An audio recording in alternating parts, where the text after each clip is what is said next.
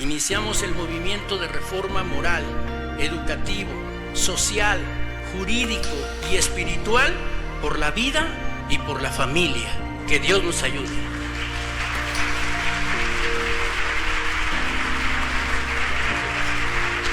No hay poder que haya podido detener el cristianismo.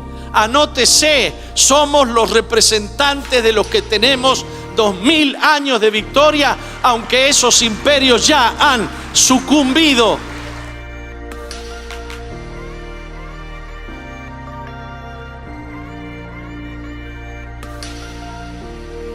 Quiero decirles que desde el punto de vista científico, ustedes pueden defender la postura provida, la postura contra la ideología de género, porque la ciencia, la cual su padre es Dios, también nos da la razón. Nuestro cerebro no está preparado para la ideología de género.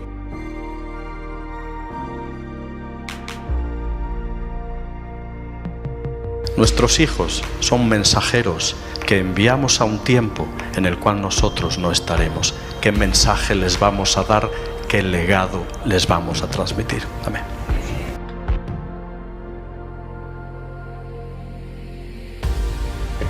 Las alteraciones citadas son patologías, no son variantes de la normalidad. Hay que tratarlas con todo respeto y profesionalidad, pero son patologías.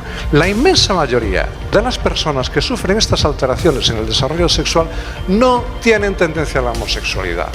Y la contraparte, la inmensa mayoría de los homosexuales no padecen ninguna de estas alteraciones sexuales.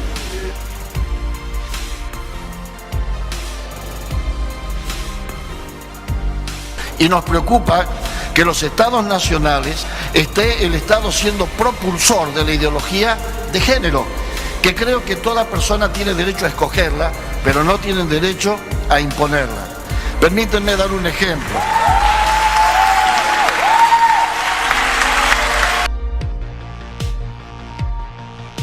La solución para nuestro continente no es debilitar a la familia, sino fortalecer el núcleo de mayor protección para el ser humano. Ese núcleo de protección que es el poder crecer con un padre y una madre y poder tener el amor de hermanos. Ese tesoro humano no lo podemos desaparecer de la faz de la tierra, porque estaríamos perdiendo el valor de la humanidad. Yo les pido, por favor, que veamos y hagamos acciones que protejan a la familia de América Latina. Soñemos por un continente, salvemos a la familia.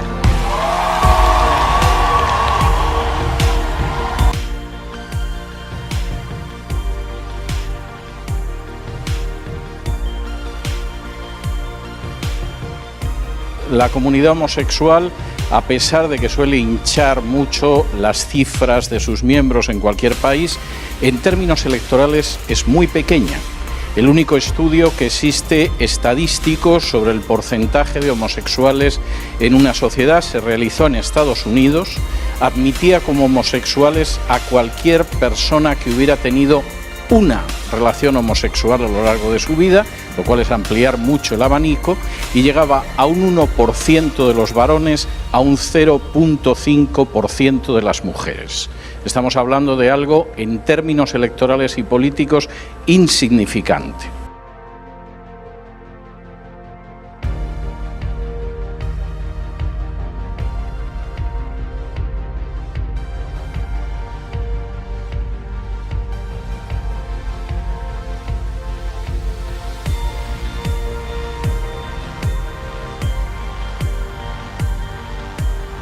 El Estado laico, por cierto, es precisamente el que respeta la libertad de sus ciudadanos y no les impone una cosmovisión ni religiosa ni ideológica.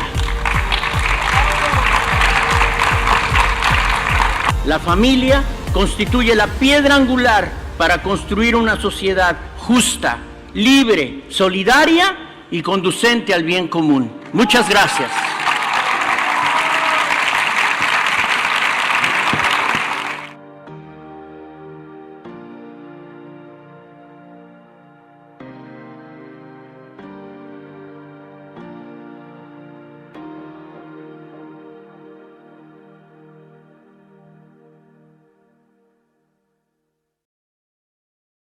el travestismo es simplemente vestirse con ropa del otro sexo. Esta persona, evidentemente, puede tener tendencias transexuales, puede ser que un individuo se travista para, por ejemplo, ejercer la prostitución, pero por diferentes razones, travestismo solamente se define como vestirse con ropa del otro sexo, independientemente de la identidad o de la orientación sexual. Este es un varón transexual. Lo que en un principio era una mujer se transforma, atraviesa su sexo en un varón. Esta es una mujer transexual. En algunos países tenemos hoy la posibilidad de cambiar el sexo en nuestros documentos identificatorios. Esta es una mujer que se llama José Pérez García. Y esto en el Uruguay, después de los 16 años, se puede hacer. Y acá tenemos un ejemplo de qué. ¿Qué vemos aquí? Un hombre embarazado. Bueno, desde el punto de vista biológico, nació mujer. Y se transformó en un hombre transexual, desde el punto de vista sexológico, y esta persona en este momento está embarazada. Jorge, ¿cuáles son las características del colectivo trans? Bueno, esto es importante, Jesús, porque es lo que nosotros en términos misionológicos, no quiero entrar en detalles fuera de mi contexto médico y sexológico, pero en términos misionológicos diríamos un grupo no alcanzado. El colectivo trans, independientemente de las situaciones ideológicas por las cuales está sostenido, es un grupo muy particular. Y hay algunas estadísticas que lo denotan. ¿Cuáles son las características de este grupo? Bueno, hay un aumento de las dificultades en su salud, evidentemente. Ustedes saben que el 80% en Latinoamérica de los transexuales no llega a los 45 años. No llega a los 45 años, el promedio de vida es ese, no más que ese.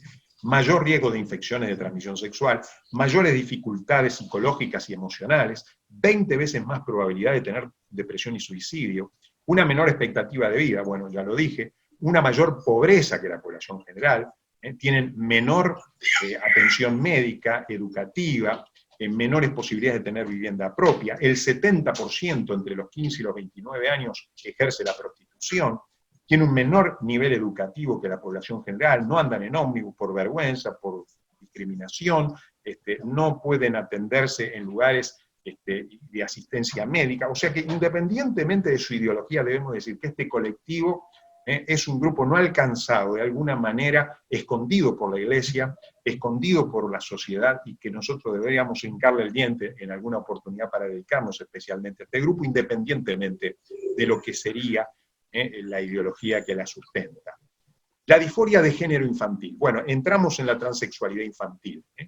La transexualidad infantil tiene que ver con aquellos niños que presentan una marcada incongruencia entre el sexo biológico y el que ellos sienten, con un periodo mayor de 6 meses, según nos dice el diagnóstico de enfermedades mentales psiquiátrico, ¿verdad? Lo que se llama el DSM-5. Vemos niños que juegan con las muñecas, vemos niños que quieren pintarse la cara, vemos niños que quieren jugar con muñequitas. Eso es una realidad. Niñas que quieren jugar al fútbol. Entonces, estas situaciones ¿son reales? Sí, son reales.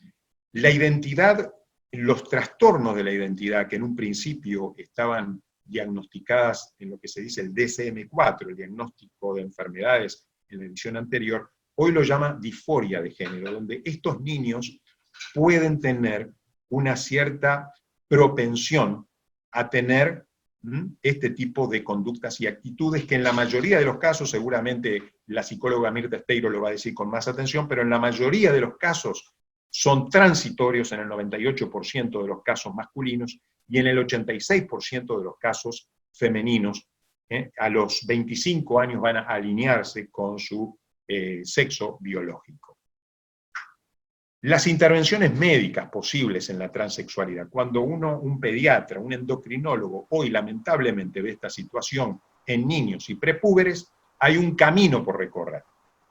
Una es los bloqueadores hormonales, inhibir las características sexuales secundarias que aparecen en la pubertad, al chico lo inhabilitan desde el punto de vista hormonal, no le permiten menstruar en una niña, no le permiten producir espermatozoides en el varón, no hay características sexuales secundarias y hay un bloqueo hormonal.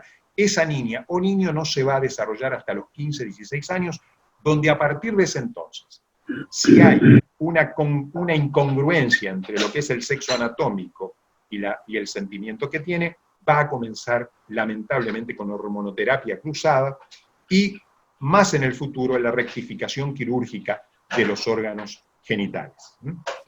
Es importante considerar cuáles son los efectos secundarios posibles de este tipo de tratamientos. Bueno, esto es tremendo, ¿verdad? La hormonoterapia cruzada es increíble desde el punto de vista endocrinológico. Hace años discutíamos si una mujer posmenopáusica debería usar hormonas de su propia naturaleza, y muchos ginecólogos decían que no, y hoy lamentablemente tenemos una actitud genuflexa, la ciencia tenía una actitud genuflexa frente a todo lo que es la ideología y da hormonoterapia cruzada. ¿Cuáles son? Bueno, hay una redistribución de la grasa corporal en la feminización, es decir, un varón, acá tenemos un varón que se transforma en una mujer.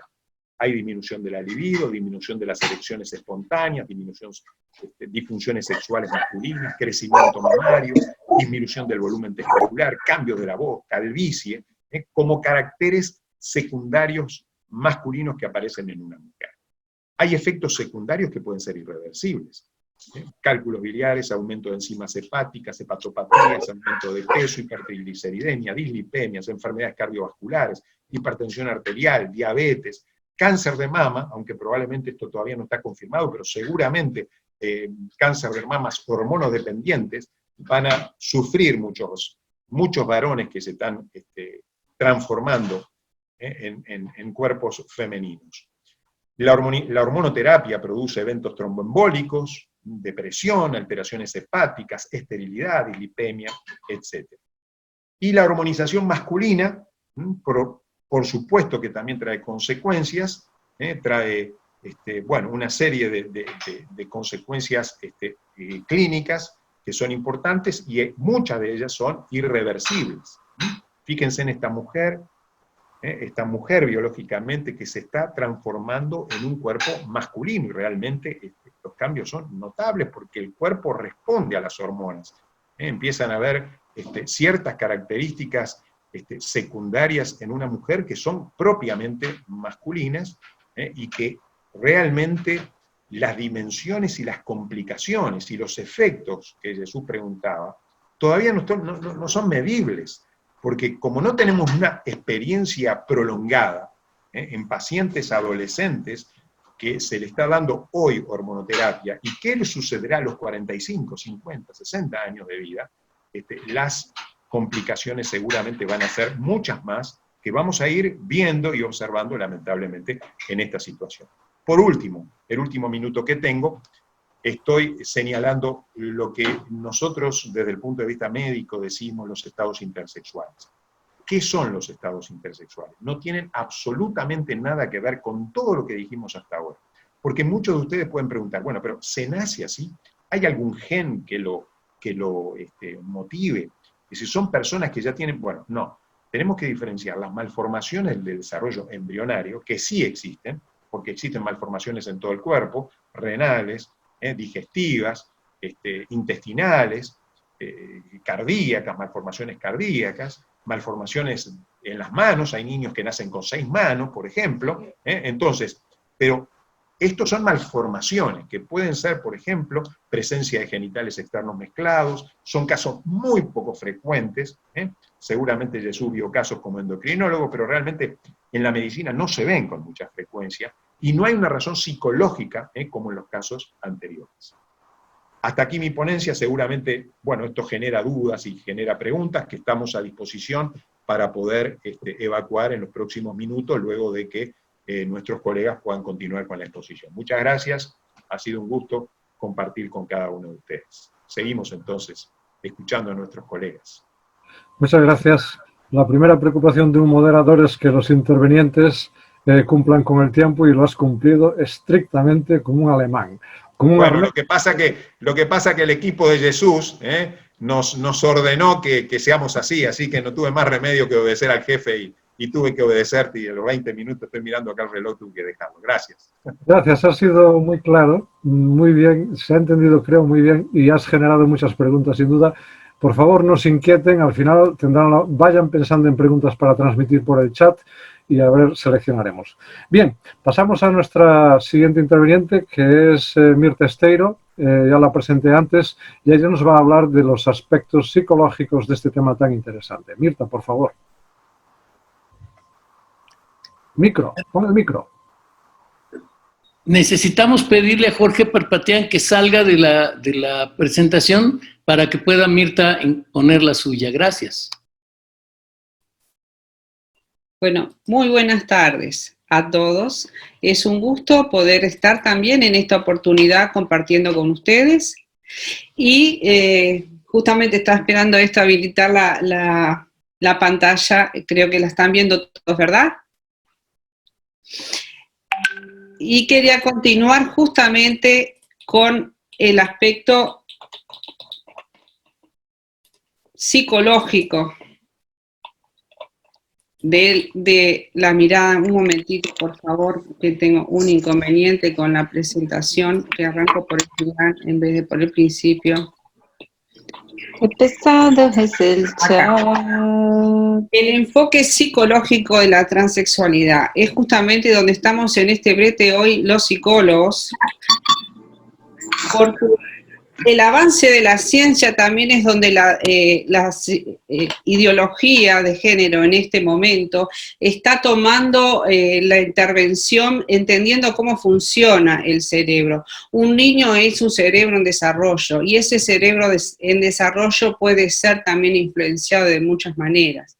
Si vemos acá este cuadrito abajo que les estoy poniendo, el primero que dice aquí, al nacer estas son las neuronas en el cerebro de un niño recién nacido. Pero, perdón que interrumpa, no has puesto la presentación, Mirta. Está la presentación en pantalla, sí. No está.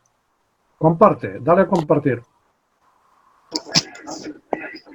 Discúlpenme.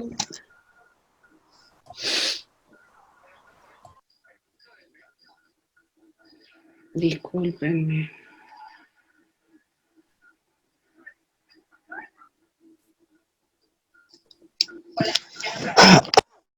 Ahora sí. Ahora sí.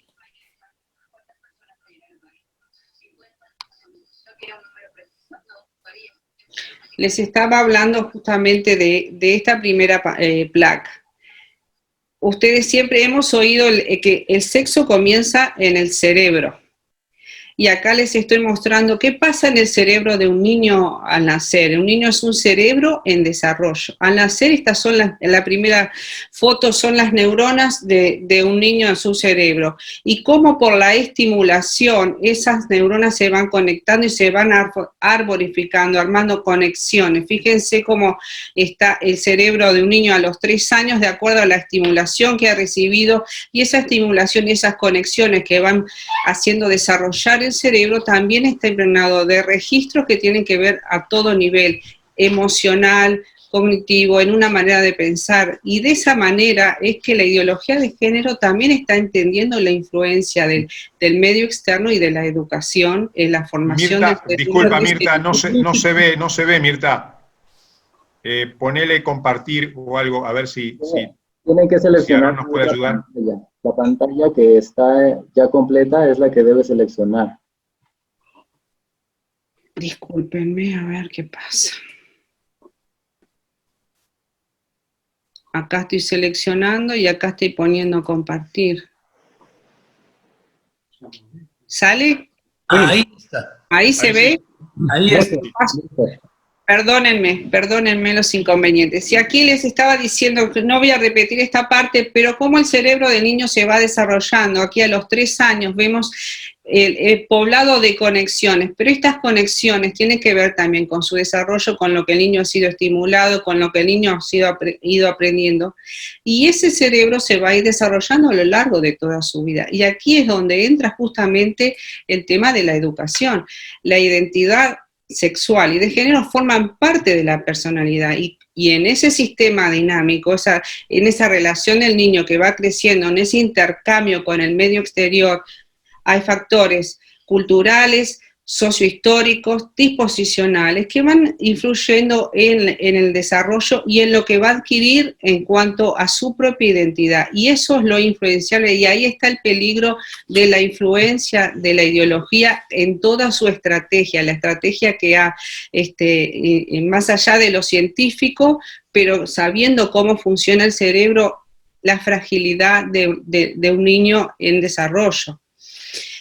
Justamente al saber que no es de una exclusiva incidencia biológica, sino que también hay una incidencia de tipo emocional. Lo que sí es científico y sabemos es que una persona no nace atrapada en el cuerpo de un sexo incorrecto. Esto es aprendido. Y esto es aprendido como por muchos factores de ese intercambio de un niño en crecimiento en un contexto, no solamente en el contexto primario que es la familia, sino en los medios educativos a nivel de toda la influencia externa donde uno va creciendo. Entonces es importante también entender que así como es aprendido, dado la plasticidad cerebral, lo aprendido también se puede desaprender. Y uno de los factores que incide tanto en esos registros del cerebro que están en desarrollo son situaciones de dolor, situaciones traumáticas, que es de las cosas que nunca se habla tampoco en lo que está en la historia de vida de una persona transexual, homosexual o con quebranto sexual de cualquier tipo, lo que está en su historia, en sus registros, en su dolor, y que también va a predisponer para toda esta temática a nivel de su identidad sexual. Por eso es tan importante el impacto de las experiencias vividas, y mucho en la escuela, que va a confundir al niño. Pensemos hoy en estos proyectos que hay de educación sexual en los colegios, donde a los niños se les incentiva a descubrirse, a tocarse, a disfrazarse con vestimenta del otro sexo, a experimentar lo que sienten y a fomentar que eso es saludable. Eso de alguna manera está condicionando la educación de los niños, haciéndoles creer justamente que pueden suplantar su sexo biológico, pueden llegar a futuro decidir qué es lo que quieren ser, niños o niñas, mediante cirugías y productos químicos. O sea que esto también es otro tipo de abuso infantil.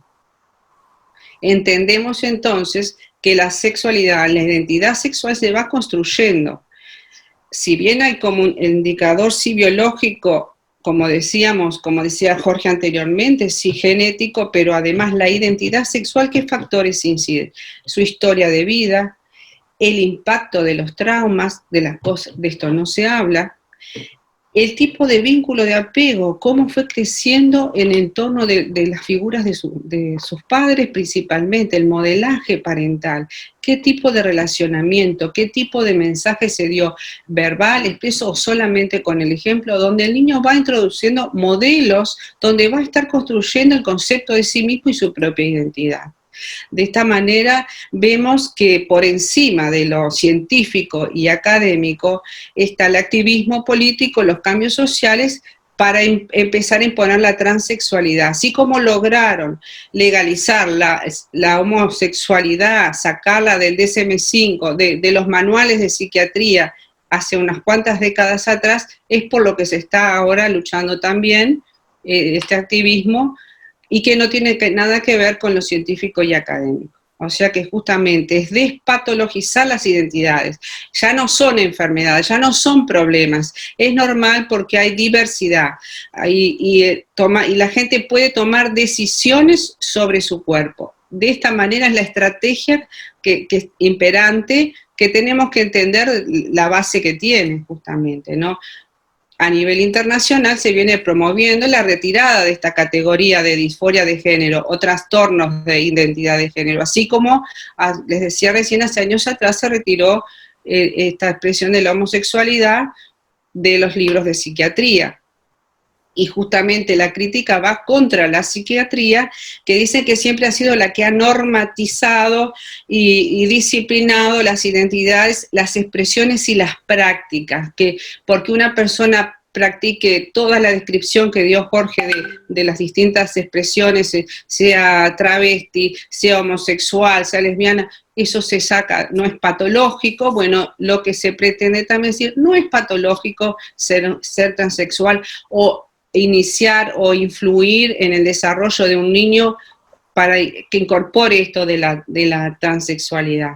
Justamente, hasta ahora se sigue manteniendo en el DSM-5 la categoría de disforia de género, para referir a esa incongruencia entre el sexo biológico y, fíjense, y el sexo deseado, buscado o sentido, o sea que el sexo se lo puede desear, buscar o sentir desde un punto de vista emocional y social. Y ahí es donde tenemos la otra mirada, lo emocional y lo social, que incide que eso es cambiable, que eso es aprendido, que eso es influenciado por distintas experiencias a lo largo de la vida. Por eso la sexualidad va a tener su base, la sexualidad de un adulto, su base en las experiencias de la sexualidad infantil. Y en la sexualidad infantil la orientación sexual no está definida, por eso puede ser influenciada, por eso puede ser distorsionada, por eso puede ser abusada. Entendemos entonces cómo los aspectos sociales y afectivos asociados a lo sexual tienen una gran relevancia. A veces no se toma en cuenta la incidencia, y si vemos hoy las estadísticas de abuso infantil y de maltrato en los niños, lo que puede estar afectando el concepto de sí mismo y su propia sexualidad. Y ojo, no caigamos en decir que todas las personas que tienen un problema de este tipo han pasado por un abuso, pero sí un gran porcentaje. Es una etapa donde los juegos sexuales de este periodo se basan en esa curiosidad y esa tendencia a imitar. Están como dispuestos, están aprendiendo y no cuestionan. Lo que se les enseña lo incorporan. Y aquí es donde en el ámbito educativo es tan importante el cuidado y el trabajo con la infancia. Desde que nacemos tenemos sexualidad, tenemos sensaciones, emociones, sentimientos que están vinculados a nuestro sexo biológico, pero pueden ser manipulados. Entonces, aquí aparece el tema de la disforia de género, tal como lo decía Jorge recién, puede tener una duración mínima de 6 meses, empieza, fíjense, entre los 2 a 3 años de edad. Como les mostraba en la primera placa, a los 3 años de edad es donde está ese cerebro en pleno desarrollo, incorporando una modalidad en función de lo que ha sido estimulado, de lo que ha sido aprendido, de las vivencias que ha tenido. Y justamente una etapa clave, porque el niño está en esa etapa que está explorando su cuerpo, descubriendo su cuerpo. Entonces, usualmente los niños hacen lo siguiente, los que se expresan con este tema de la disforia de género, niños que prefieren vestirse como el otro sexo, que insisten en pertenecer. Yo quiero ser nena, dice el varoncito. Desean despertarse perteneciendo al otro sexo. Prefieren participar en juegos y actividades del otro sexo y tienen sentimientos negativos hacia sus genitales. Ahora, esta identidad que se desarrolla a lo largo de toda la vida va a ser en función de las experiencias sociales de las personas.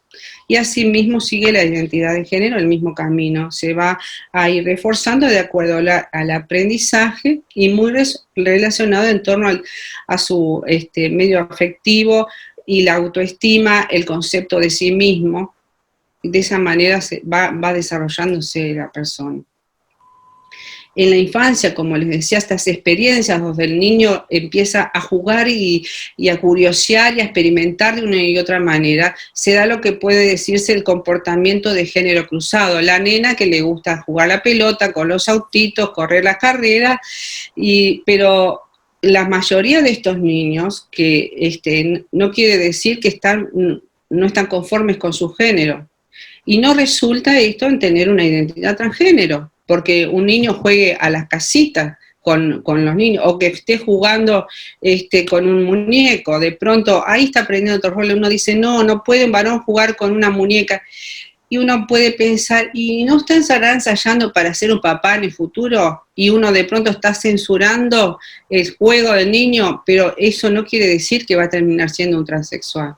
Sí, eso es justo lo que una identidad transgénero. lo que te quería preguntar justamente, Mirta.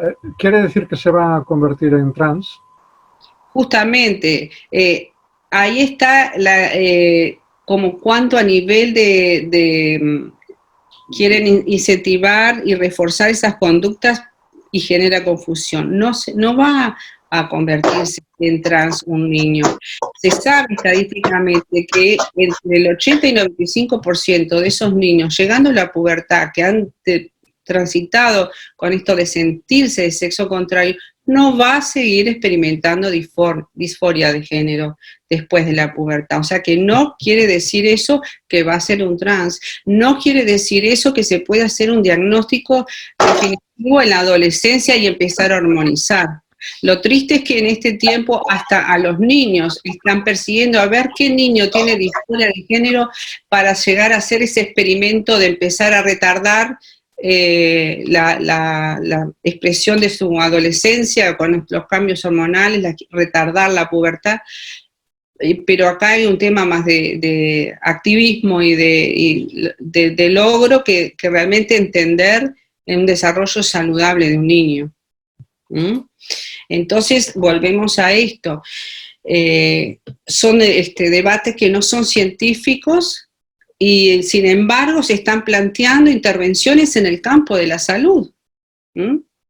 Y los efectos que esto va a tener en las intervenciones en el cuerpo de una persona, que van a ser de larga duración y pueden llegar hasta comprometer la capacidad reproductiva de la persona, porque lo que no dicen es la irreversibilidad de muchos de esos tratamientos o la atrofia que pueden dejar en algunos órganos o en algunos aspectos. Como decía Jorge, no hay documentación, no hay investigación prolongada en el tiempo que se sepa de todas estas intervenciones lo que va a pasar en la persona que se somete a ello, ¿no? Entonces entendemos esto, que se expresa un recorrido que es influido desde muchos espacios, desde la familia, desde la escuela y aún desde la fe, desde lo que se le está enseñando a un niño. Y esto nos está desafiando a entender las áreas estratégicas donde tenemos que trabajar, y comprender desde la matriz familiar. Y ahí es el tema. ¿Por qué un niño empieza a decirse, no me siento nena, quiero ser varón? Y entonces ahí, desde la psicología, desde la intervención en las familias, uno empieza a pensar, ¿qué está pasando en ese entorno? ¿Qué está pasando en ese modelaje parental o en eso que el niño o la niña está percibiendo de su entorno que empieza a generar ese rechazo de su cuerpo, o esto de que los jóvenes son malos, o querer cambiarse de sexo, ¿no? Y entonces esto nos lleva a esta pregunta: ¿cómo estamos construyendo la familia? Pensar en muchos sentidos, eso incluso hasta desde el machismo o desde el matriarcado, también estamos marcando un modelaje en los niños que están creciendo y que de pronto dicen, yo no quiero eso, quiero ser lo otro, y la confusión. ¿De dónde nace? A veces de las dinámicas familiares tóxicas, complejas, que están incidiendo en esta construcción de un niño, de su identidad, y generando estas confusiones.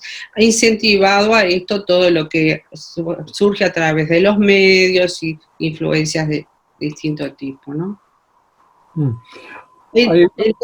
¿Sí? Sí, no, sigue.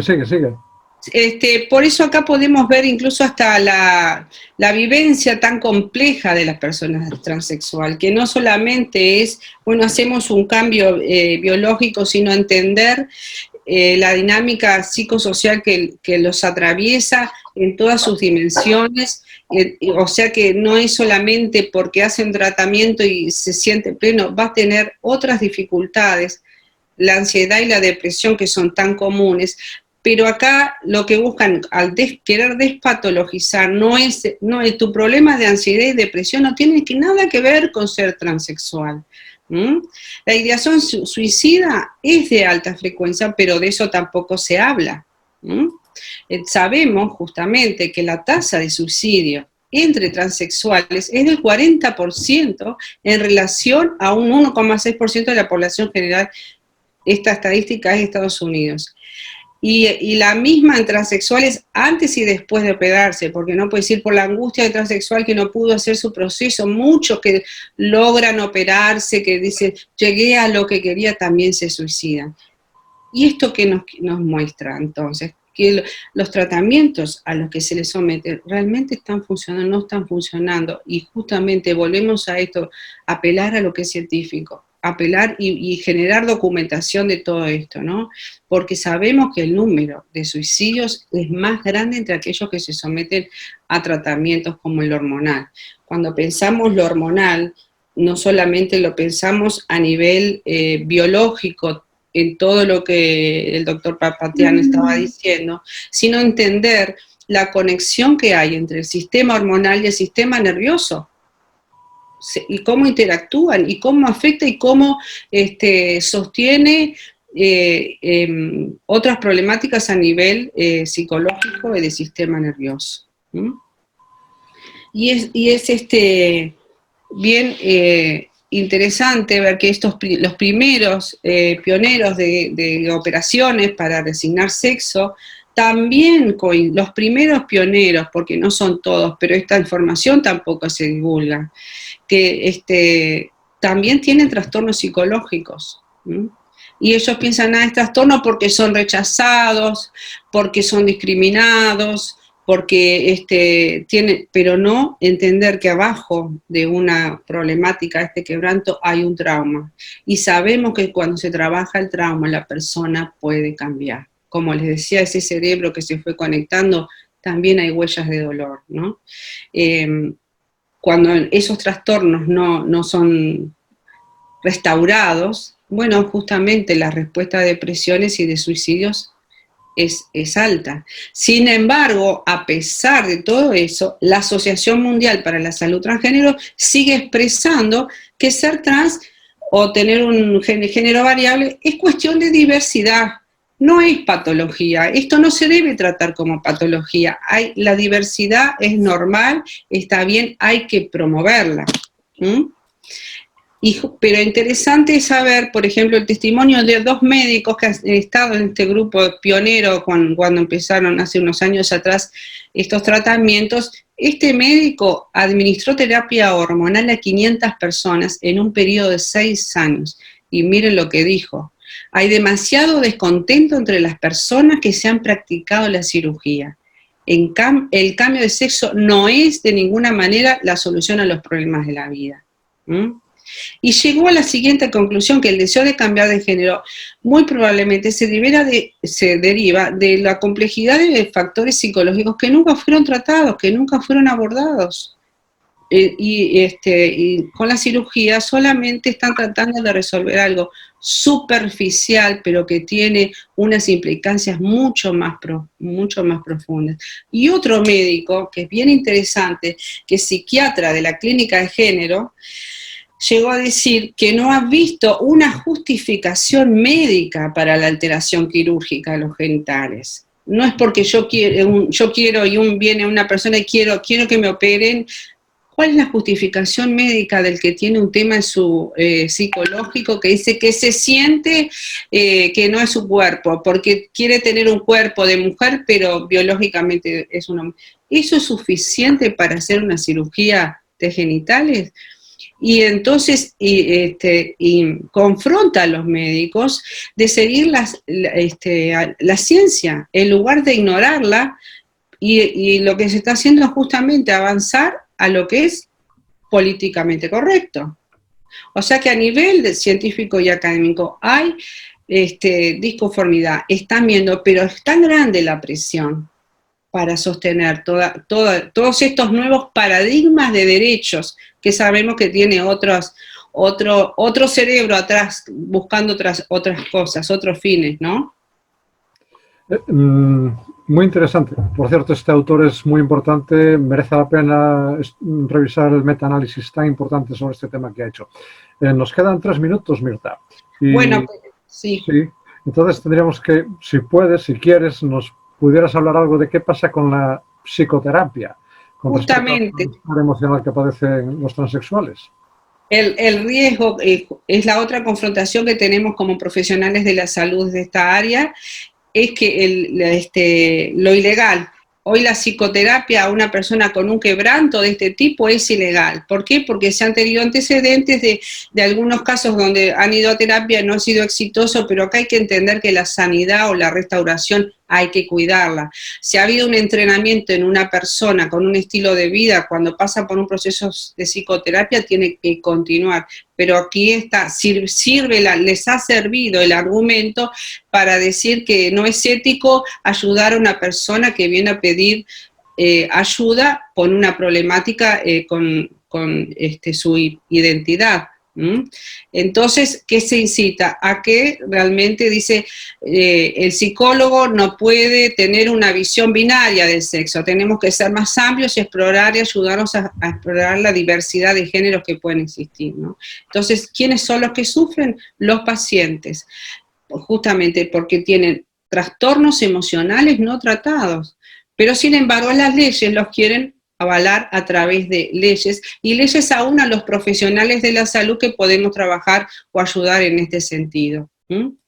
Entonces, no solamente pensamos en el aspecto de los profesionales de la salud, sino pensar desde la iglesia y desde las familias, porque hay un silencio en torno a prevención, un silencio en torno a investigación y a tratamiento psicológico. Entonces, como familias, los niños necesitan contar con modelos familiares saludables de padre y de madre, que eso es lo que les va a ayudar para una identidad de género alineada al diseño divino. Tenemos que cuidar nuestras familias y el equilibrio de lo que un padre y una madre pueden dar, que nadie puede sustituir el modelaje parental que da un padre y una madre. Necesitan emocionalmente de uno y de otro, necesita que experimenten las características específicas de la feminidad y de la masculinidad para alcanzar su identidad, y eso lo va a brindar un padre y una madre.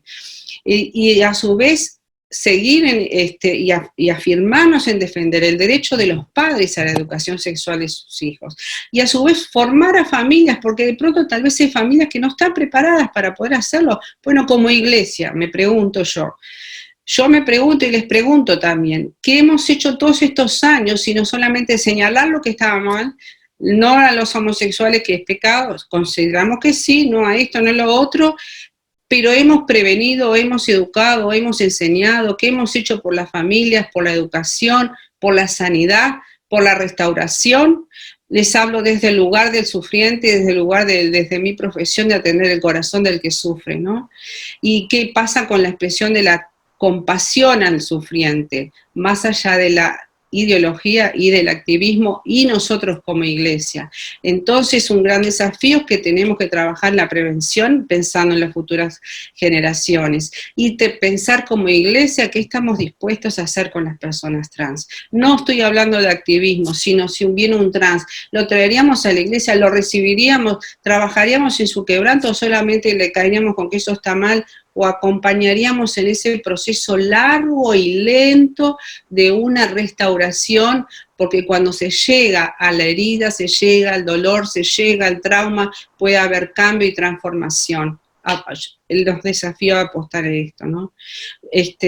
¿Cuántos realmente luchamos con esto y cómo podemos generar espacios de atención y ayuda? Creo que es una imperiosa necesidad en nuestras comunidades de fe. Hasta aquí era lo que quería compartirles.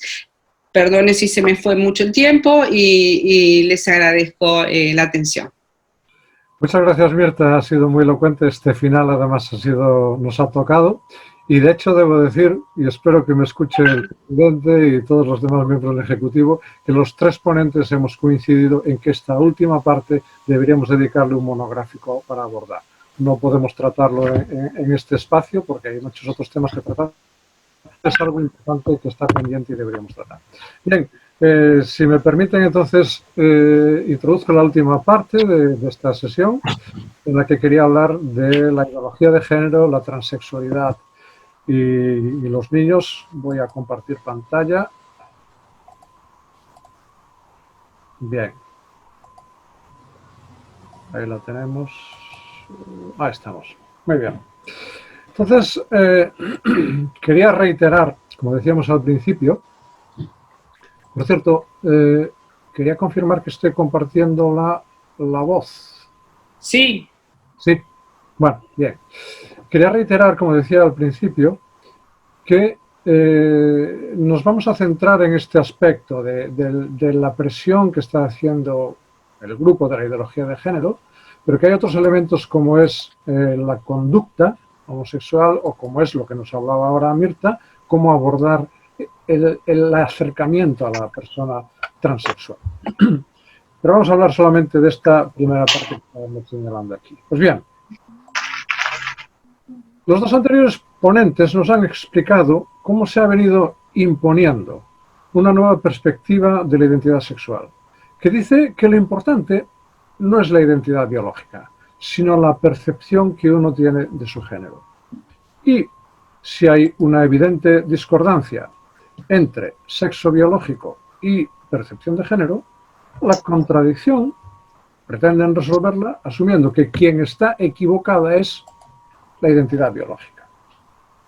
Realmente no parece una forma racional ni humanitaria de resolver la discordancia, pero si es necesario, se establece un tratamiento hormonal contundente, como lo que nos explicaba el doctor Jorge Tapia, con cirugía, con tratamiento hormonal cruzado, para modificar la realidad biológica.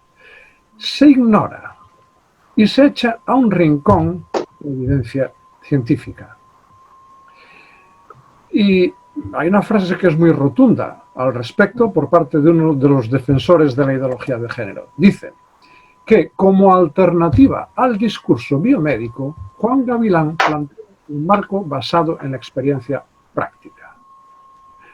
Realmente esto es sorprendente. Imaginen que ustedes que esto lo aplicásemos a diabetes. Bueno, no vamos a considerar el discurso biomédico, vamos a centrarnos en la experiencia práctica. No tiene sentido. Realmente esto no es respeto a la ciencia. Esto no es libertad. Esto no es progresismo. Ciertamente no se trata de una corriente científica. No se trata de un modelo terapéutico médico. Se trata de una ideología, la ideología de género, que pisa y arrincona a la evidencia científica. Y además lo hace recuperando la peor tradición del totalitarismo, del autoritarismo dogmático, en la línea del Concilio de Trento o de los totalitarismos del siglo pasado. Y este totalitarismo, como sus antepasados, impone sus dogmas sin aportar pruebas.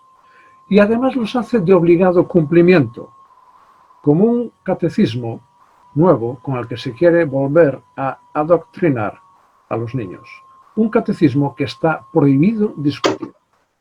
Y de la misma manera que los dogmas de la Iglesia Católica eran de obligada enseñanza en la escuela y había que creerlos por imposición, así se impone hoy en la escuela el credo de la ideología de género.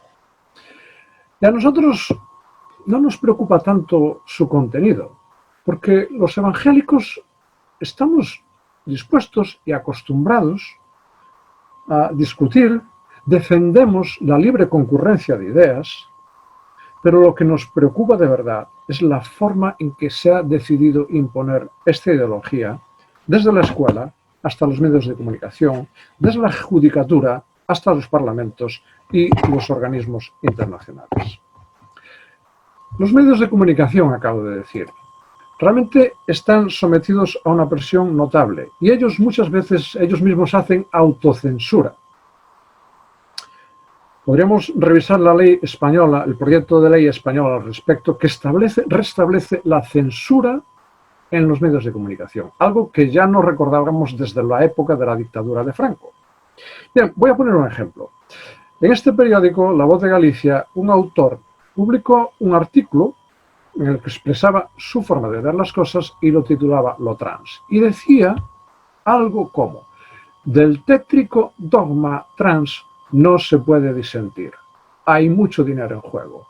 Pero dejen en paz a los niños, por favor. La respuesta fue inmediata. Llevan a la fiscalía al autor de este artículo por denigrar al colectivo trans. Fíjese, el autor no hablaba del colectivo trans, no hablaba de las personas, hablaba del dogma. Pero ellos inmediatamente lo convierten en pues, un motivo de denuncia y realmente el efecto que se pretende es sencillamente amedrentar a los periodistas para que le hablen solo de lo que está permitido hablar.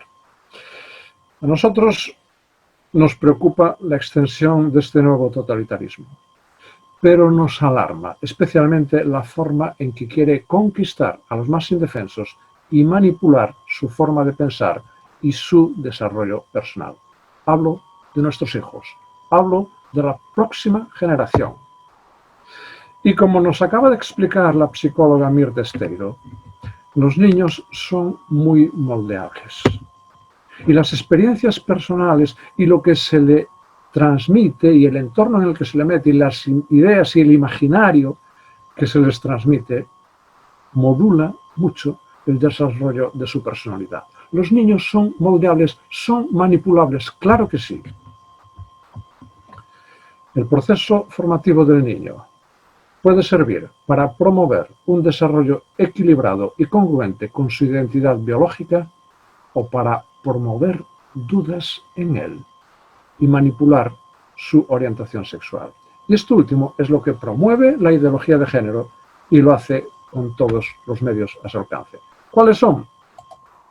Pues miren, la hipersexualización. ¿Qué pinta esta niña con esta pose, esta vestimenta? Pero es que esto lo están promocionando. Pero, a ver, yo se lo decía alguna vez al auditorio en alguna de las conferencias, por favor, escuchen ustedes las canciones que escuchan sus hijos. Están todas llenas de alusiones sexuales, eróticas. En realidad son todas muy aburridas, todos son de me atraes, te atraigo, te voy a no sé qué, o le puse los cuernos a tu mujer. Todo tiene que ver con el sexo. Y esto lo transmiten a los niños. Y para los niños acaba siendo normal hacer manifestaciones eróticas, lo cual supone realmente, como decía también Mirta, otra forma de abuso. Realmente, en la escuela, además, se está introduciendo elementos que tienen que ver con información sobre la sexualidad sin respetar la etapa madurativa en la que se encuentra el niño. Y se hace ventilando todos los criterios de la psicología del desarrollo. Y yo creo que habría que escuchar a la psicología para ver cómo se transmiten estos elementos formativos a los niños. Y además se les anima a los niños a repensar todo en clave sexual. Es una deriva poco racional que lleva a una autora a decir, literalmente, toda educación es sexual. Yo no sé cómo se puede decir tantas barbaridades si no saltamos. Cómo la población general está siendo adoctrinada y no salta.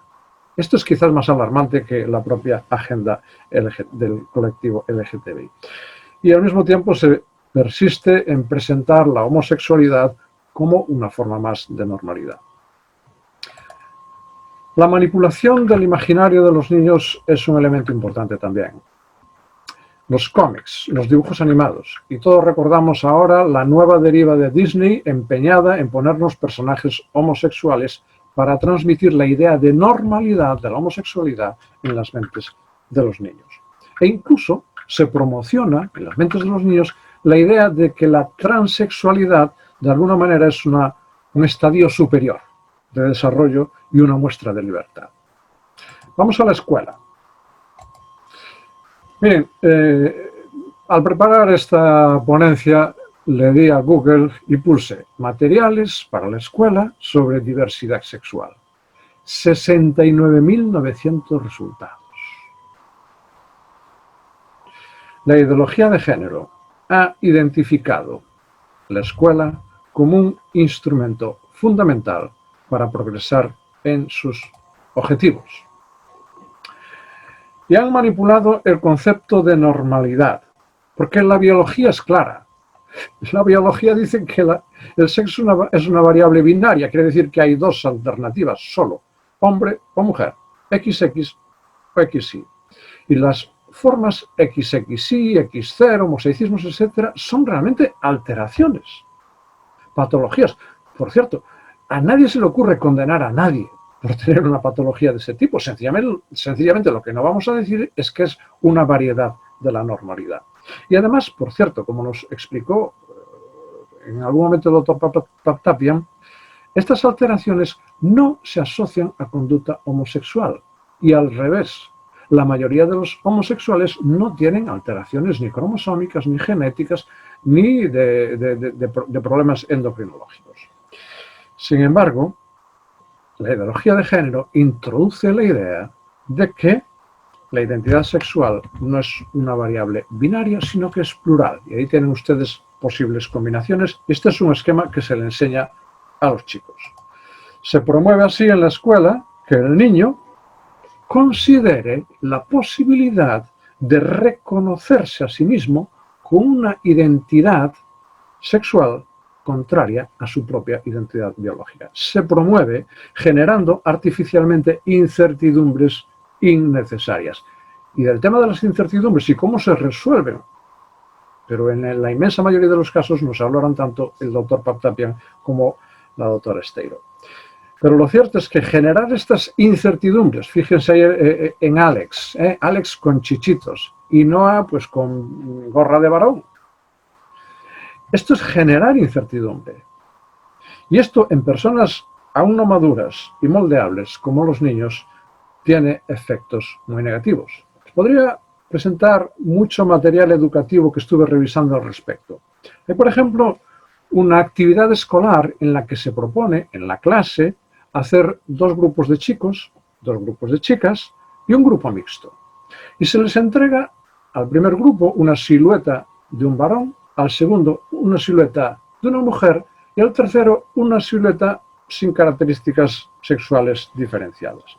Y se le pide a cada grupo que vayan pintando, al primero características de varón, al segundo de chica.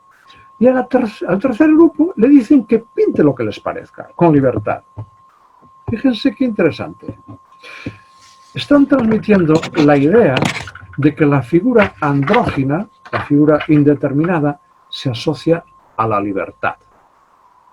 Y este es un tema que se reitera. Y además estimula a que los estudiantes se sientan cómodos con la ambigüedad. Esto es una actividad escolar intencionalmente dirigida para trastocar conceptos que rompen con la identidad biológica. El siguiente paso es el de aplicar este concepto de normalidad plural a la familia. Y a ver si me funciona este vídeo y quería pedir... Hoy vamos a hacer un repaso de familias. Estate atento, cuando te toque bailarás. Escucha bien, empezamos ya. Sal al centro y ponte a bailar. Si tienes un papá y una mamá. Tiki tuki tú, tiki tuki ta. Tiki tuki tú, tiki tuki ta. Tu turno ha llegado ya. Si tienes 2 papás. Sal la la la lu, sal la la la la. Sal la la la lu, sal la la la la. Si tu familia está llena de amor, baila pom pom, pom pom, pom pom, pom pom. Ahora te toca bailar sin parar. Si tienes 2 mamás. Bueno, como ven, se crea un imaginario en el que todo se pone en un entorno de amor, en un entorno de respeto, de tolerancia, aceptación de la diversidad. Y además, a un lado, se colocan los heterosexistas, retrógrados, homófobos, patriarcales, intolerantes. Y al otro lado, los progresistas, los tolerantes, los respetuosos y amorosos. Coloca así ante las mentes manipulables de los niños a unos como demonios y a otros como ángeles. Y está claro con quiénes se van a identificar los niños. Hay además una presión sobre los profesores, sobre los centros educativos, y muchos de ustedes que están presentes nos podrían hablar mucho sobre el tema.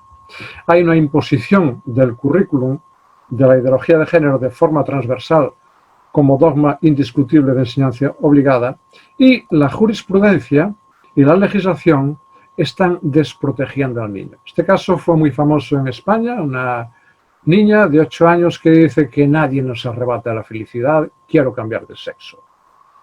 Y la judicatura tiende a asumir y aceptar esto diciendo que si el niño es maduro, pues hay que considerar esto y pasar incluso por encima del criterio de los padres. Realmente, la legislación no le permite a un niño decidir donar un órgano para un trasplante. Y esto es razonable y lo defendemos todos. ¿Cómo entonces se quiere permitir que un niño decida mutilar un órgano propio o recibir un tratamiento con efectos irreversibles, como nos explicaba el doctor Paptatian? Termino con la última parte de mi exposición. ¿Cómo podemos responder los evangélicos? Pues miren, nos tenemos que volver a levantar. Está en juego la libertad, está en juego los derechos, está en juego la vida de nuestra próxima generación. Así que en la sociedad civil debemos confrontarnos igual que lo hicimos con el dogmatismo de Roma de Trento. Igual que defendimos la esfera de soberanía de la ciencia.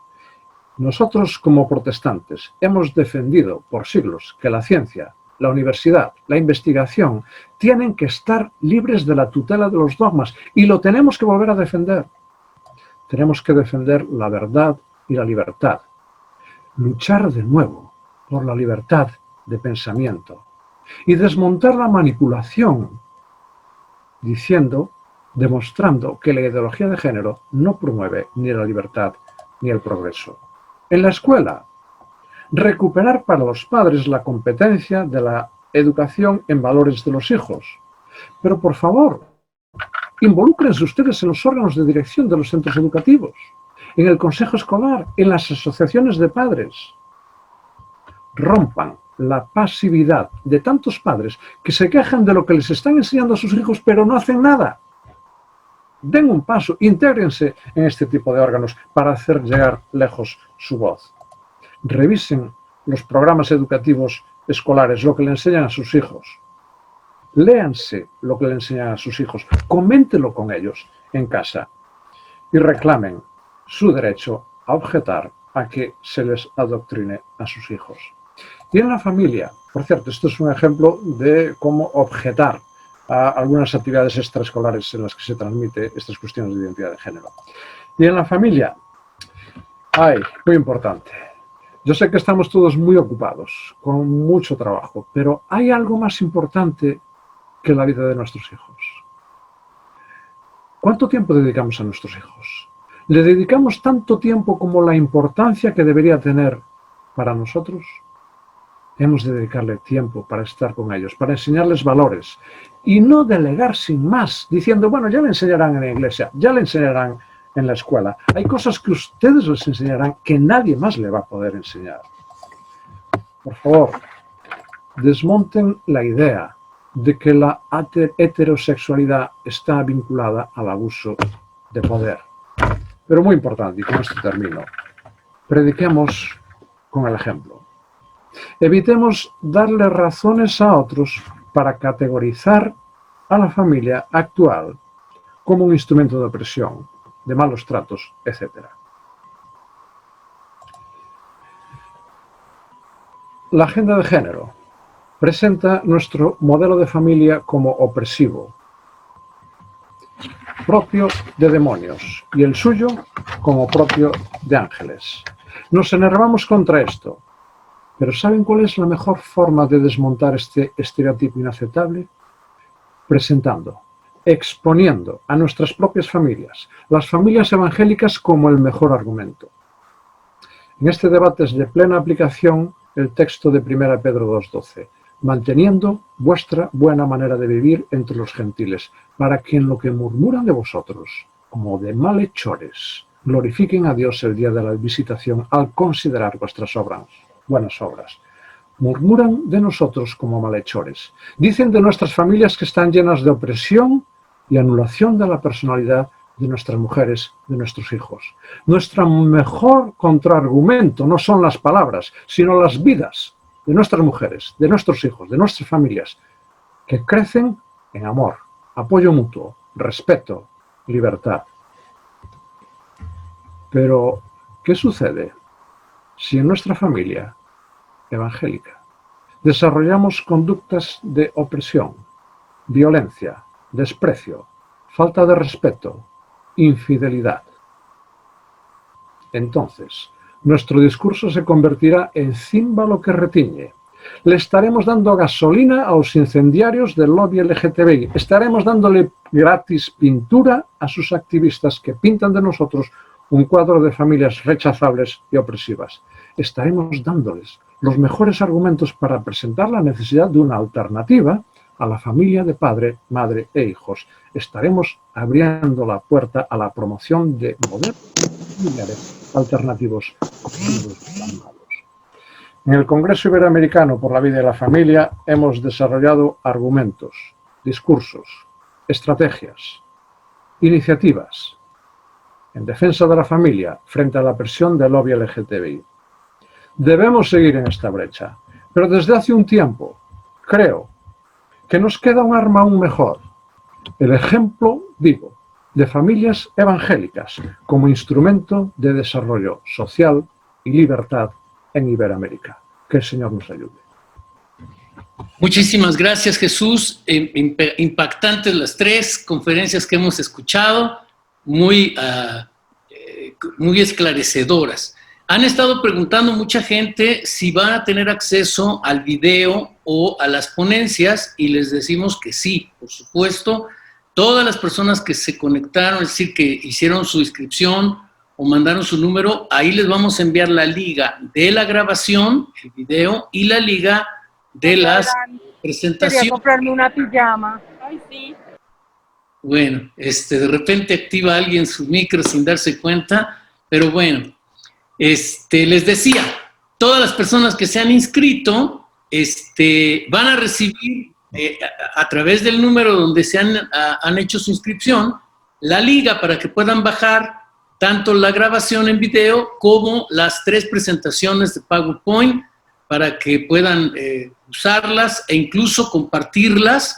Y solo les queremos pedir 2 cosas, si ustedes las comparten con otros públicos, que digan que es parte del trabajo que hace el Congreso Iberoamericano por la Vida y la Familia, porque de verdad esto que ustedes han visto en unos minutos es trabajo de horas, de días, de semanas completas de investigación, de trabajo, y es muy importante dar honra a quienes han hecho todo este esfuerzo, no solamente nuestros ponentes que nos dan los contenidos, sino todo el equipo de diseño que ha invertido horas para que ustedes puedan tener la mejor calidad de las presentaciones. Estoy haciendo tiempo para que mi buen amigo Jesús se prepare con las preguntas que han colocado aquí, y solamente quiero agradecerles a todos ustedes su gran disposición y al comité directivo del Congreso Iberoamericano, que ha hecho y hace un gran trabajo. La idea original de estos diálogos continentales es del pastor Hugo Márquez, que es el vicepresidente del Congreso. Él es un pastor argentino que tiene un gran corazón y la preocupación de difundir estos temas. Así que muchas gracias, querido Hugo, por acompañarnos y por este esfuerzo.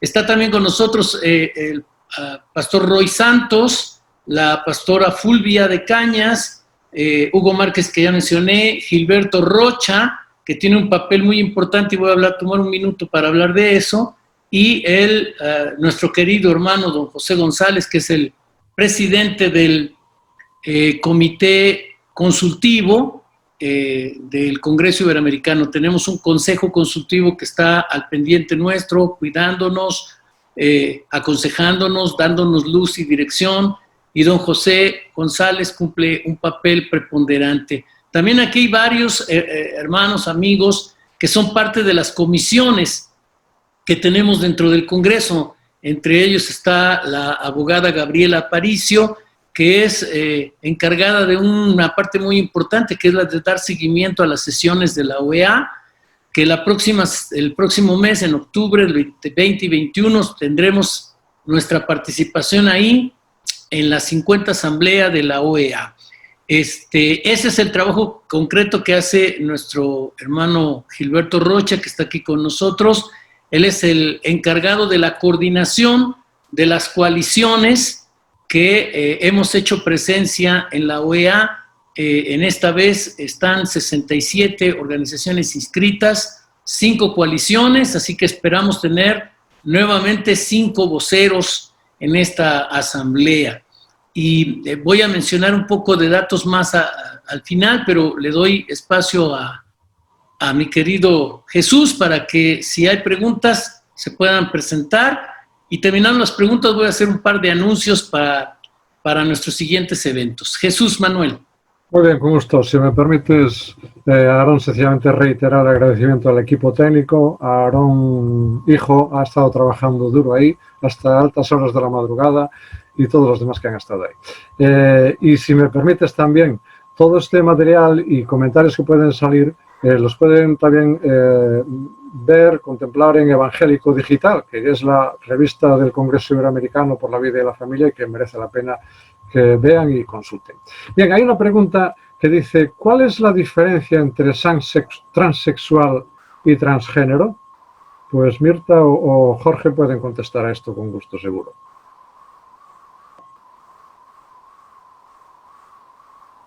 Mirta, ponte el micro.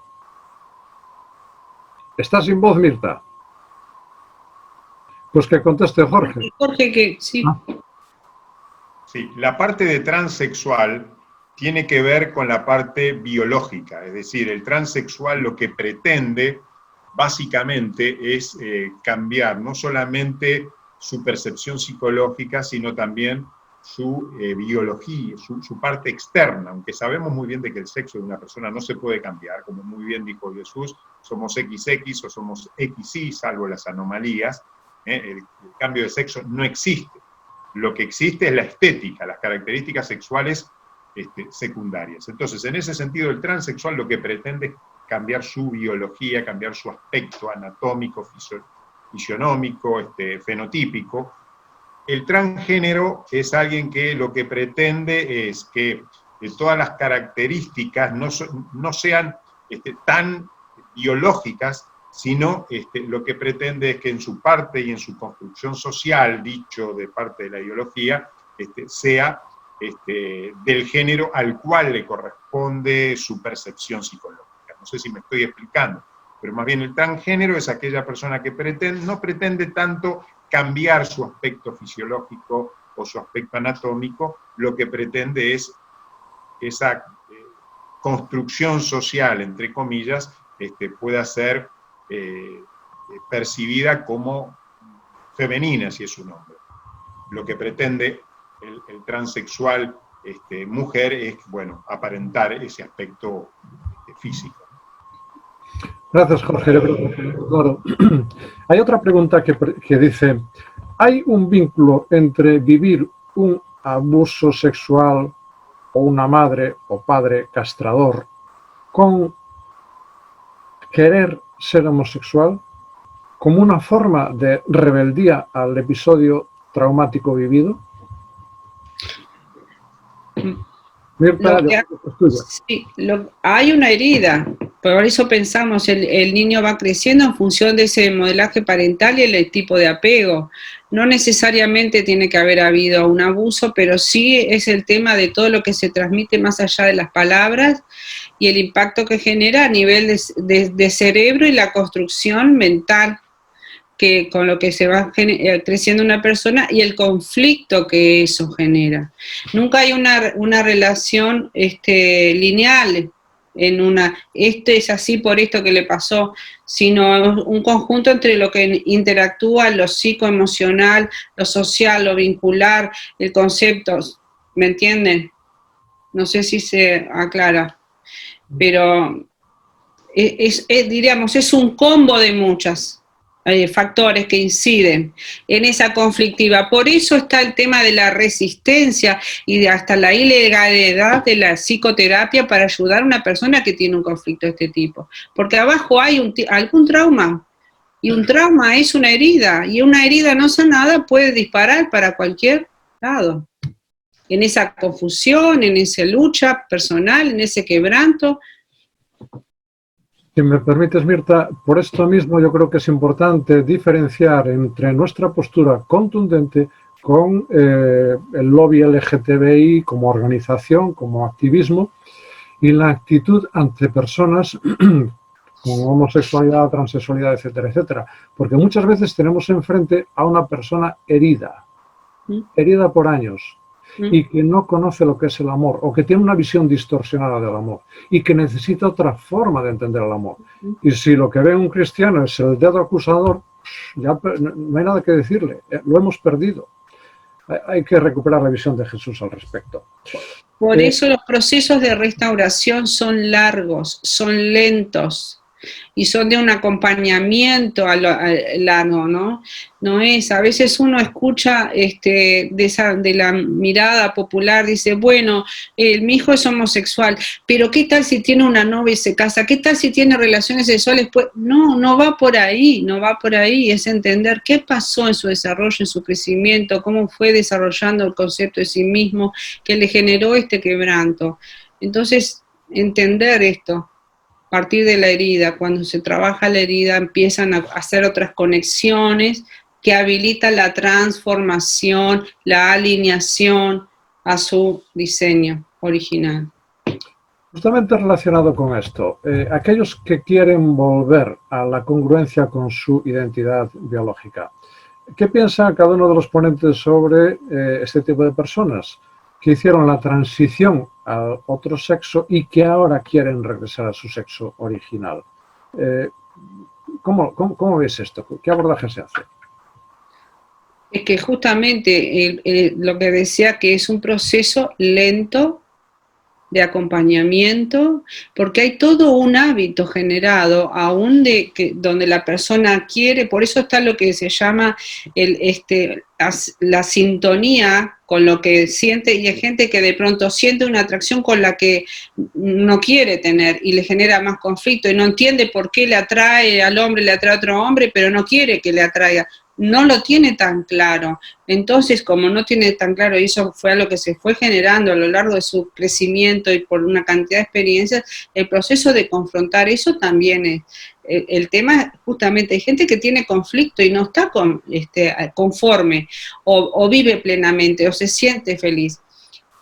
Hay gente que viene pidiendo, yo quiero que me ayuden a ser un mejor homosexual. Bueno, yo en eso no lo puedo ayudar, pero si el homosexual que está luchando porque no entiende y empieza a hacer ese proceso de sanidad, de cambio, que es lento, bueno, hay una transformación. Y eso como cristianos creemos en la restauración y en la transformación del que quiere. Es a lo que se levanta, se resiste todo el lobby, toda la ideología justamente, y lo que en varios países ya están instalando son leyes que prohíban o incluso intiman a los profesionales de la salud para que no trabajen en este sentido. Yo creo que en este sentido sería muy interesante escuchar a los hermanos y hermanas evangélicos en España que se encuentran justamente con esto. Pueden ser inhabilitados sencillamente para ayudar a una persona en estas condiciones. Sería interesante escuchar cómo ellos han abordado esta situación y lo han resuelto. Pero bueno, en otro momento seguramente. Nos quedan dos preguntas, pero voy a hacer una. El presidente solo me da tiempo para una. Hay una que ya ha sido tratada, que decía cuáles son los efectos biológicos del tratamiento de cambio de sexo, hormonas, operaciones.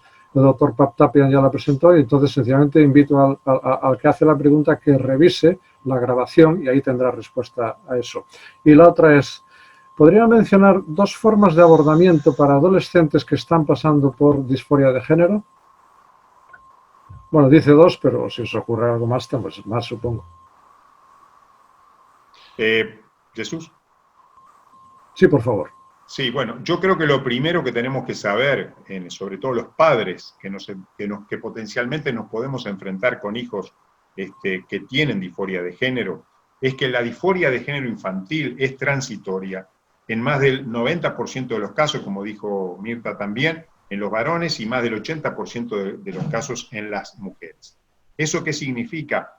Que debemos de bajar la guardia, no decir que aquí está todo terminado, no promover tampoco las conductas de identidad diferentes a la del sexo que tiene, pero de todas maneras la alarma no debe ser demasiado notoria, porque sabemos muy bien que esto puede ser transitorio. Pero ¿cuál es el problema?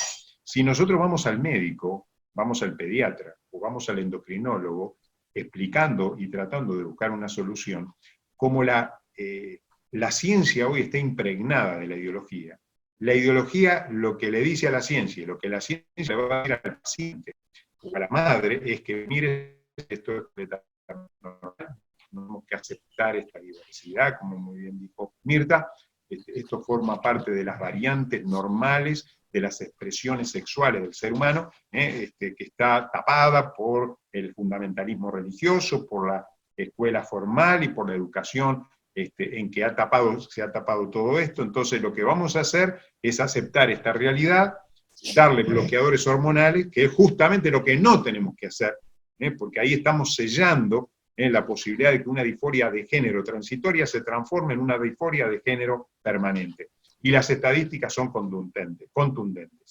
En Inglaterra, en el Reino Unido, la transexualidad infantil y adolescente ha aumentado un 2.500%. ¿Y eso por qué es así? Es porque hay un lobby, es porque hay una presión, y como dijimos al principio, hay una sexuación, como no somos instinto, estamos influenciados por la cultura, por la educación y por la influencia ambiental. Evidentemente, un niño y un adolescente que puede transitoriamente sentir algo así, se transforma en un catalogado, en un etiquetado como transexual y termina siendo transexual. Hasta que esta situación es irreversible, porque si le damos hormonas, llega un momento que ese chico no va a sentir como varón.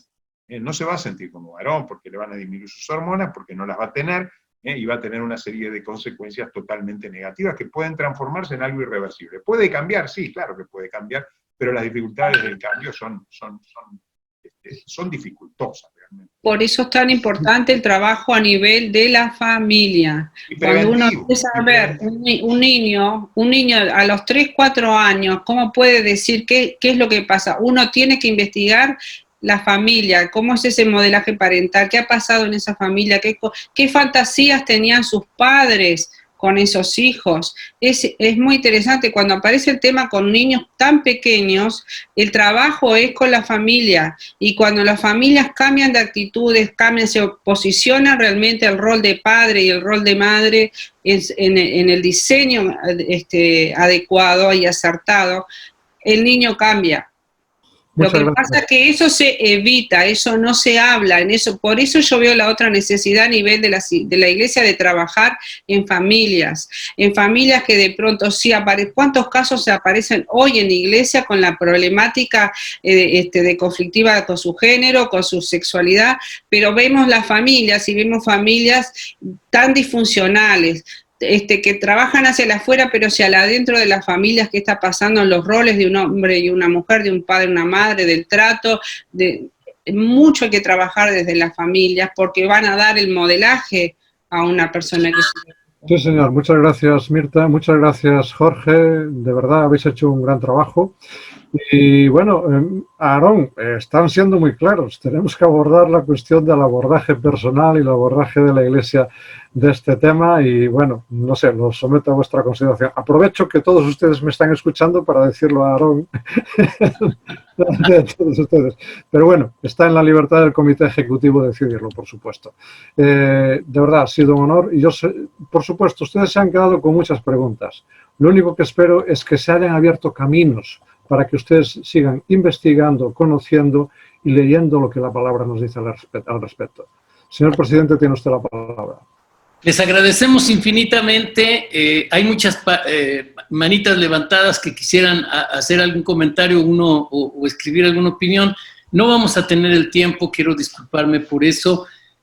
Vamos a tratar de ser lo más amplios y receptivos en toda la información que usted quiera hacernos llegar en las páginas del Congreso Iberoamericano, nuestra página web, pero también nuestra página de Facebook. Estamos para servirles y encantados de poder contar con su apoyo. Quiero comentarles, tenemos en octubre 3 actividades, en realidad serán 4, pero 3 nuestras y una a la que vamos a ir con mucho entusiasmo. La primera de nuestras actividades va a ser el próximo viernes 9 de octubre.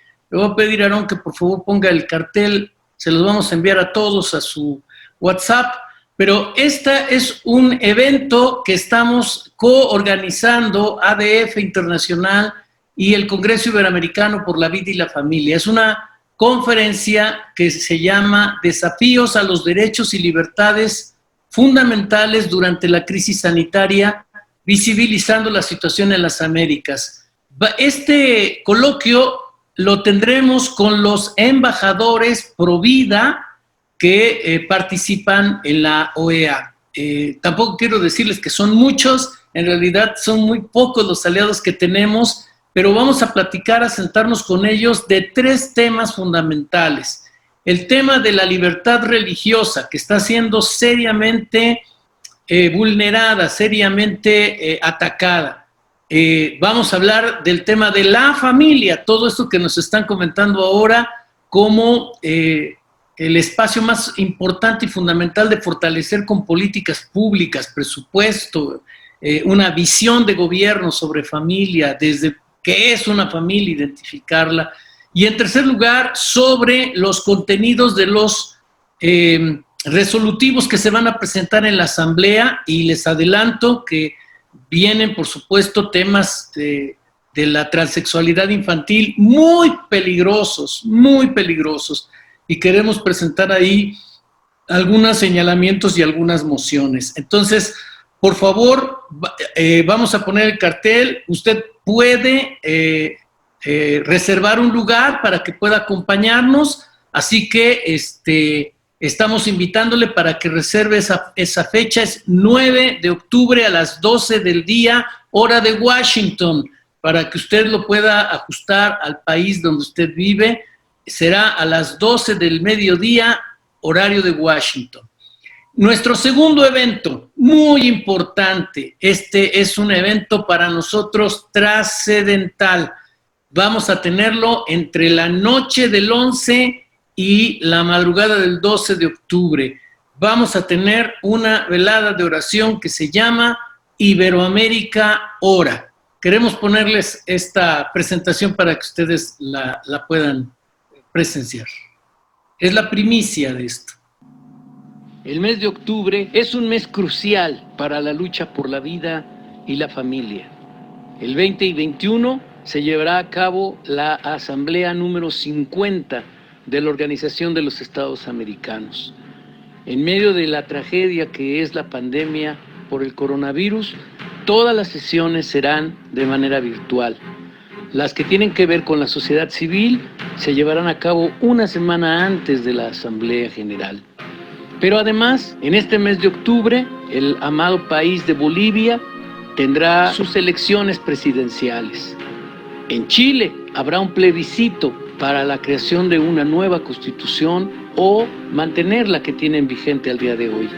Y en muchos otros países como México se debatirán temas sobre la transexualidad infantil, el aborto y el derecho de los padres a educar a sus hijos. Necesitamos clamar a Dios. Necesitamos ir a sus pies, necesitamos unirnos para orar juntos por nuestras naciones y por esta tierra que el Señor ha prometido ser de bendición para el mundo entero. Iberoamérica Ora es nuestra propuesta de clamor. Te invitamos a que nos acompañes. Entre la noche del 11 y la madrugada del 12 de octubre, reunámonos, Iberoamérica Ora, juntos, en la unidad del Espíritu, en el vínculo de la paz. Iberoamérica Ora.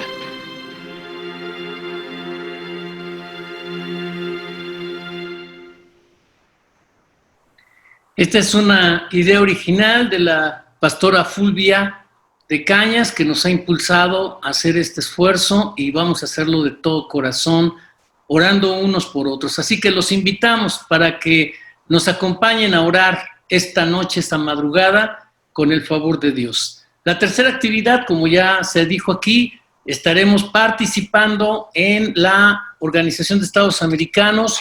Llevamos 5 coaliciones, esperamos tener nuestros 5 voceros y vamos a ser muy contundentes en la defensa de la vida, de la familia y de las libertades.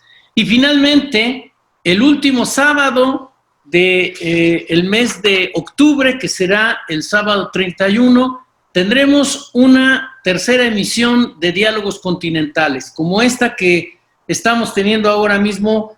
Estaremos reuniéndonos. Déjenme decirles, el tema va a ser algo sensacional, digo yo. A mí me parece que será muy importante y muy revelador lo que vamos a trabajar en esta reunión. El tema es la visión totalitaria para imponer una nueva cultura.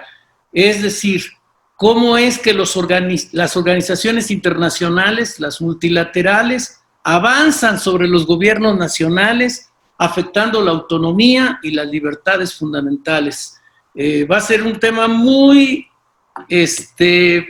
¿cómo decir?, muy candente, porque vamos a denunciar cómo es que se ejercen estos chantajes de estos organismos multilaterales para aterrizar todas estas barbaridades que hoy estamos sufriendo en nuestras naciones y que incluso ya atentan contra libertades, circunscribiendo la libertad de opinión, la libertad de expresión, la libertad de conciencia, ahora la libertad religiosa, en fin.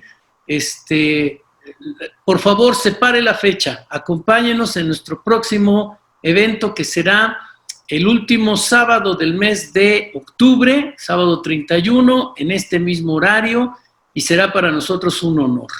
Quiero agradecerles otra vez la generosidad de su asistencia, a nuestra mesa directiva, a quienes pudieron estar, a quienes están en las comisiones. Por ahí también vi a Pedrito Tarquis, que es el director de Evangélico Digital, un gran esfuerzo que estamos haciendo a través de ese medio masivo de comunicación.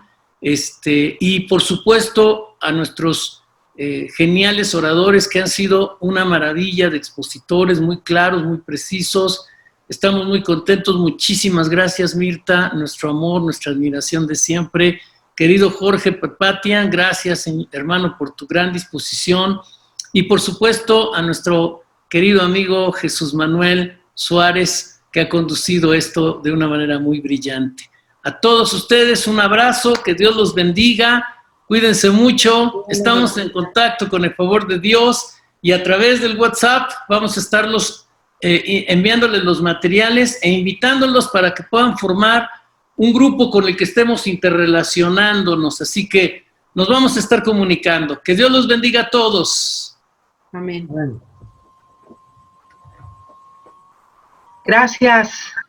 Gracias a todos. Muchas gracias. Gracias, muchas gracias. Gracias, bendiciones. Dios los bendiga. Gracias a todos. Gracias. Bendiciones a todos. Desde Tuxtepec, Oaxaca, México. Un saludo para nuestro amado hermano. Saludos desde San Pedro Sula, Honduras. Saludos a todos, gracias. Desde Panamá, bendiciones, gracias. Desde Uruguay, muchas gracias por poder intervenir. Bendiciones desde Oaxaca, Colombia. Dios les bendiga. Gracias, Saludos bendiciones. a todos. Nos veremos pronto.